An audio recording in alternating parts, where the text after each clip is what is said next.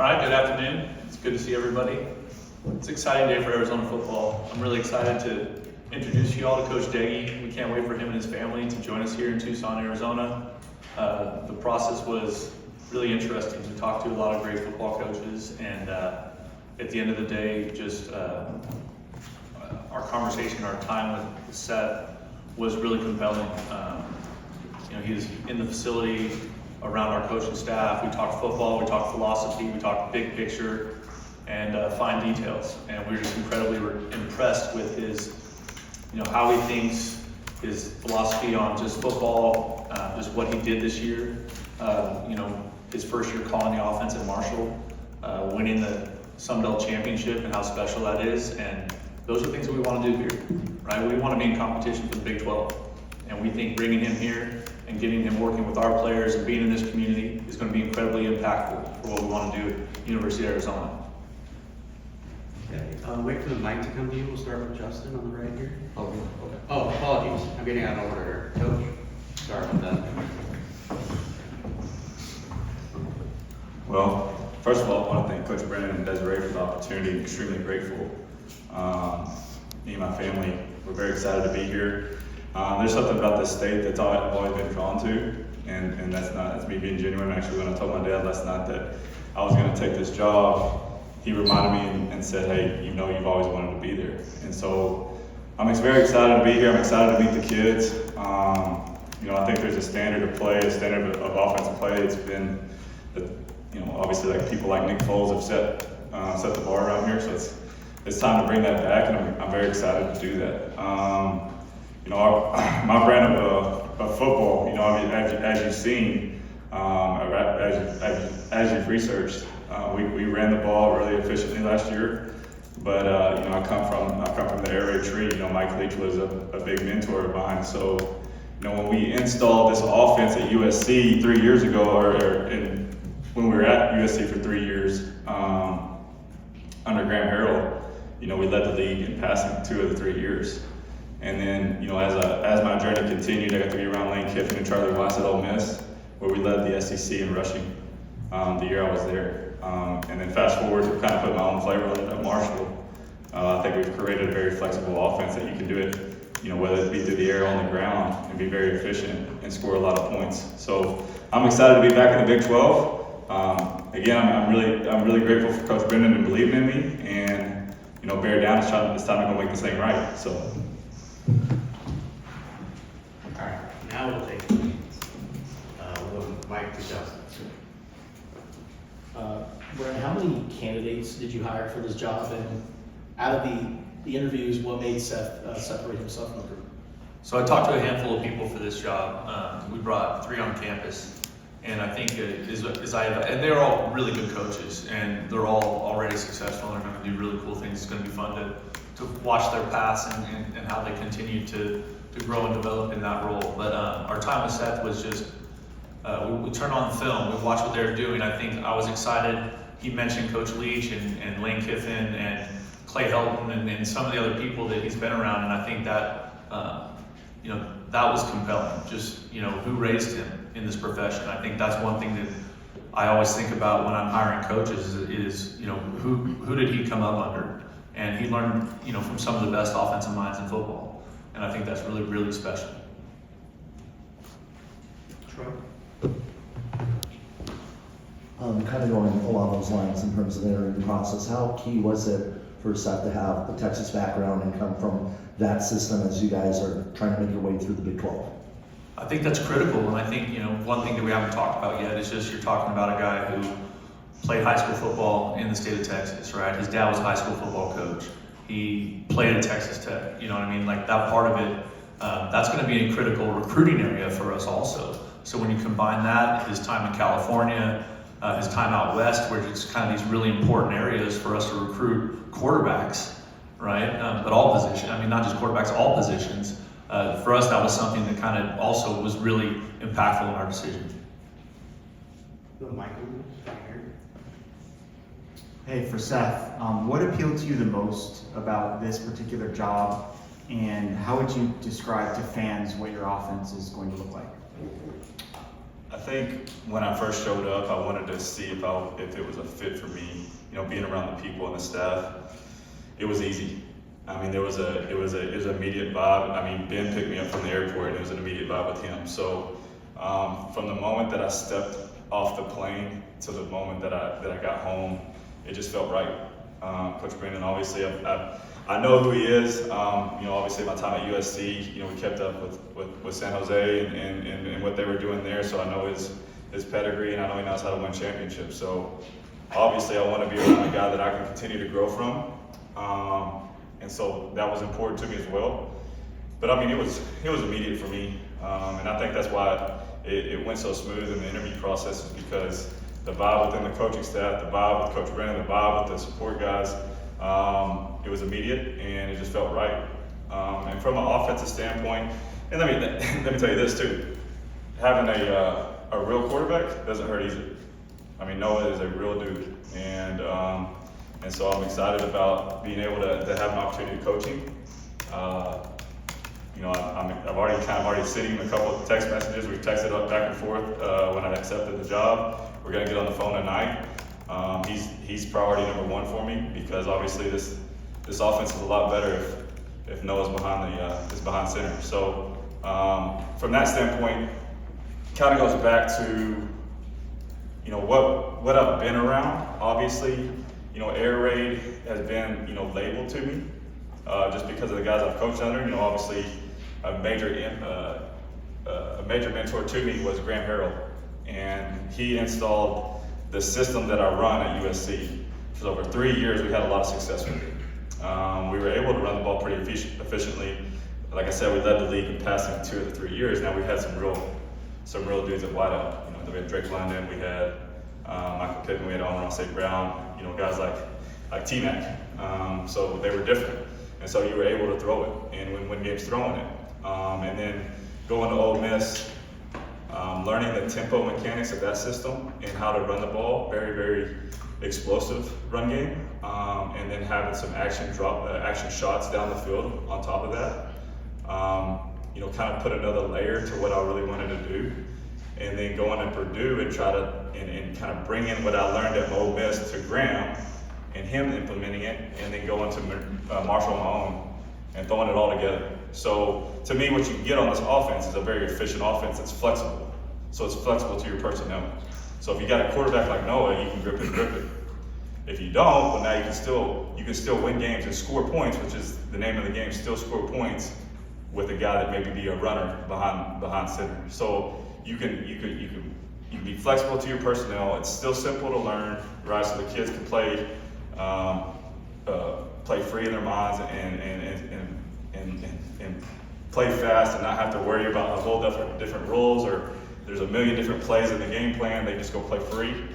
And then there's a tempo aspect to it that allows you to, you know, equalize any deficiencies or any matchup problems that you have during the game, because you're playing fast and you get people tired. And so in the third and fourth quarter, it's all equal. And now it comes down to like your program. So I'm excited about the personnel that we have. I mean, obviously you want to add stuff in the portal, but I'm really excited about that quarterback. And I think he makes this thing go. Ryan? Seth, looking at the numbers for last year with Marshall, there were a lot of players that were brought in from the portal. How were you able to put together an offense when you had so many new players along with some returning? How were you able to kind of mesh that in such a short turnaround? Yeah, it was kind of special. We had special kids there. So obviously I took the job, I want to say early December, immediately hit the road and started looking for wideouts, because I felt like that was the first need, and obviously quarterbacks. And so the sell there was, hey, I'm coming to bet on myself here. Come do it with me, and we'll do something special, which we did. And so through the recruiting process, I feel like I got really, really close to those kids, and they trusted me. And so being able to create a mentality, which I want to do here, mentality that there's an expectation to score, and there's a mentality that, you know, we're gonna play with violent intentions, which obviously is the name of the game. Still, it's still football. And there's this part of it, like, we're gonna have fun because it's a game of football. We love this game. We grew up wanting to play this game when we were 6 years old, because our dad put a football in our arms and we went to go tackle him, and there's still that aspect to it. So, with me being a little bit younger, I still think I can relate to those guys and create that environment for them. Where, yeah, there's a standard, and that standard doesn't change for me, it doesn't change for coach, it doesn't change for Noah, it doesn't change for anybody if you want to win football games. But at the end of the day, there's got to be some fun aspect to it. And that fun aspect to it comes with relationships. And so what I think we did a good job of at Marshall is putting that together, is all of our coaches were bought in on those key philosophies and those key standards to where we were all speaking the same language. So therefore, a group of 40 different transfers comes in and you have limited time to become a team. Well, we became very close in a very short time, and I think that's obviously, we had a lot of good coaches there, and like I said, a lot of good kids, and I think that was a major point of emphasis that Coach Huff wanted us to make, and because we worked at it, and because we became so close, it was almost like we'd been together for 3 years, and that allowed us to find ways to win games through circumstances or adversity when, maybe you're down 17-0 at halftime, you still found a way to win it. Because those guys were close and they believed in what we were doing.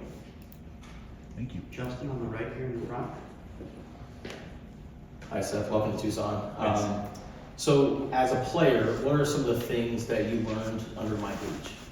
Just what I was talking about, the biggest thing, right? To me, it's all about mentality over everything, right? And when you think about, obviously this was set in place that we're going to do this press conference, so you're thinking about some of the questions you guys may ask, and I knew Mike Leach was going to get brought up, okay? So to me, Leach was, what he sold to everybody in his program was a mentality that it didn't matter the arena, it didn't matter the circumstances, it didn't matter where the ball was placed down, okay? All 11 guys on the field believed in what we were doing, and they all believed that they could be the best at doing their job. And that's why we scored points. Okay, he called the same plays over and over and over and over, and schematically sometimes did not fit. If it was a cover 4 beater or a man beater and you're calling it into cover 2, ideally not the greatest call. But why did it work? It worked because you had 11 people believing in it. There were built-in answers in the system that you could get to as a quarterback. And like I said, at the end of the day, it's all about mentality. We all expected to score every time we touched the football. And so I'll take that with me wherever I go. The first thing I'll talk about to the unit is there's got to be a mentality change. And that mentality change has to be, I don't care where the ball's placed. It could be placed in the gym. It could be a walkthrough. It could be raining, it could be snowing, it could be sunny. It doesn't matter what the arena, doesn't matter the circumstance, doesn't matter the environment. All right, if the ball's placed down, we're going to score points, period. And I think that's what he created, and that's why I think he was so successful. And then Brett, assuming Noah's back, how excited are you to watch those two work together? I'm really excited about that. I think that's, obviously we all know how much we love Noah and how important he is to this program. And when you combine his talent with who he is as a man, he's just such an impactful player in our program, at the university, in the city of Tucson. And I think it's going to be fun to watch them collaborate and watch them work together. I think that's something that, and I think Noah has some history playing some spread football too. So I think that's going to be fun to watch them kind of go back and forth and find the best way forward for us as an offense. Troy, right here in the middle, front. Welcome to Tucson, Coach. So with not only Noah, you guys talked about that, but how important is roster retention with the guys that have entered the portal already for you guys? Yeah, absolutely. I've already made some calls on my way up here. Just trying to get in touch with some of the guys that are in the portal. Talked to Kean. He was actually committed to us at USC when I was a tight end coach there, so I actually have a previous relationship with him. And call some other guys as well. So just trying to get in touch with those guys. I know they don't know me, and so I'm just trying to convince them, like, hey man, give me a chance. I think you'll really enjoy the type of brand and the type of environment that you'll be in offensively, and it'll be a change from what you've been a part of, right? And I think Coach has done a great job of creating, an environment where guys can be themselves. And I want them to be able to be themselves no matter if it's the team room or the offensive room or the quarterback room or the receiver room. It doesn't matter. Just come be yourself. And now there's, like I said, there's still a standard that you're going to be held accountable for. There's a standard of play that doesn't change for anybody. I'm going to say that a million times. But at the end of the day, I want you to have fun. I want you to believe in what we do. And I think if you give me a chance, I could really enjoy it. You won't regret it. And then this is kind of for both of you guys. In terms of the offensive coaching staff, do you guys expect any changes moving along, or is it just going to be the OC job, or is Seth going to have his own influence on the coaching staff? Those conversations are going to begin, now that Seth is here, we've kind of made this step. Gives him a chance to spend a little bit of time with the offensive staff and get a feel for them and just how that might fit with him. And so those things will be beginning now. Ryan? Okay, Michael? Seth, Theron H told me to ask about the real Coach Doege, which I guess would be your dad. What kind of influence did he have on you as a player, as a man, as coach? The biggest influence. I mean, this guy, I think I'm biased, obviously, he's my dad, but he's the best coach I've ever been around. And I've been around, obviously, some major names. And he was a little small high school football coach, but the reason he was so, in my opinion, great at what he did, or elite at what he did, is because he cared about kids. He cared about kids, and he mastered whatever fundamental needed to be mastered to teach and develop. And at the end of the day, win or lose, which he won a lot. He was a major success. I don't think he lost like 10 games, but he cared about kids, and that's what taught me. I feel like he indirectly taught me how to be a better coach just because of watching him exemplify what it means to actually be a coach. Justin, in the front right here. So now that Seth is hired, how important is it moving forward as you guys navigate through the transfer portal? Help me out with that. Well, just like trying to recruit players, his involvement. Oh yeah, I think it's critical. But our efforts in recruiting the portal aren't just starting now. That's been ongoing for weeks. You know what I mean? So we've been extremely aggressive in film evaluation and finding out everything we can about the people that we think would be a good fit for us here with our football family and also impactful on the field. And it's a crazy world out there, right? There's a lot going on. And then when do you envision the other hires to be made or announced? We're working through that right now. So it's obviously this was a big one for us in getting this done, but it was we also have we've had official visits every single day this week. And we've got a bunch of young people here and their families some arrived this afternoon and some are pulling in right now. So it's good we got Seth here let's go to work and let's bring in some of the best football players we can. Any more questions? Michael? Seth, what in your view makes for a successful quarterback? What are the traits that they have to have? How do they need to play for you to look at that guy and be like, that's what I want, and that's what we need? Yeah, so the first thing I look at is he a winner? Is he a winner? Is he competitive? Can he control the locker room? The kid we had at Marshall last year, he was a dude when it came to that kind of stuff, complete leadership skills, knew how to win games, knew how to approach teammates through whether it be good or bad, and at the end of the day, refusing to lose. So that's the first thing I look at. The second thing is obviously, is he accurate, right? If we want to throw the football, it's great if somebody can throw it a long ways, but if it can't hit the target, then it's pointless in my opinion. Personally, I like to have a natural thrower. I would like to have a natural thrower that the ball spins tight. I think it's an easier catchable football, and I get that it gets there out of his hands on time. I'm a big believer when it comes to footwork and drop mechanics that ties in, specific concepts and specific routes to be in rhythm on time and space and all that stuff matters in my opinion. And then lastly, is he athletic?